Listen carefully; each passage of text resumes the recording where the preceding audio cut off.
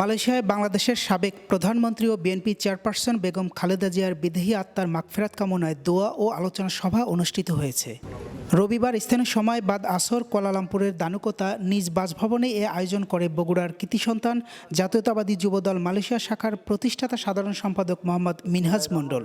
অনুষ্ঠানে বেগম খালেদা জিয়াকে গণতন্ত্রের মা এবং বাংলাদেশের স্বাধীনতা ও সার্বভৌমত্ব রক্ষায় আপসহীন নেত্রী হিসেবে অভিহিত করা হয়। দোয়া মাহফিলে প্রবাসী বাংলাদেশিদের পাশাপাশি মালয়েশিয়ার স্থানীয় এতিমখানার প্রায় শতাধিক ছাত্রছাত্রী সহ মালয়েশিয়ার নাগরিকরাও অংশ নেন। আলোচনা সভায় বক্তারা বলেন, বেগম খালেদা জিয়ার বর্ণাঢ্য রাজনৈতিক জীবন, সংসদীয় গণতন্ত্র প্রতিষ্ঠায় তার অসামান্য অবদান এবং বাংলাদেশের অর্থনৈতিক উন্নয়নে তার গৃহীত বিভিন্ন পদক্ষেপের কথা শ্রদ্ধার সঙ্গে স্মরণ করেন। বক্তারা বলেন, প্রতিকূল সময়েও গণতন্ত্রের প্রশ্নে তিনি ছিলেন অবিচল, এমনকি তার দেশপ্রেম আগামী প্রজন্মের জন্য সাহসের উৎস হয়ে থাকবে। আলোচনা শেষে বেগম খালেদা জিয়ার আত্মার শান্তি ও বাংলাদেশের সমৃদ্ধি কামনা করে বিশেষ মোনাজাত করা হয়।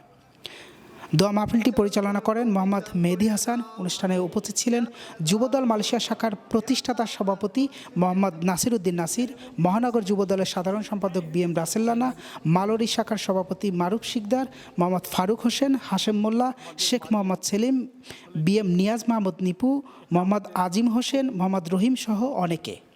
S A Sourav, RTV, Malaysia.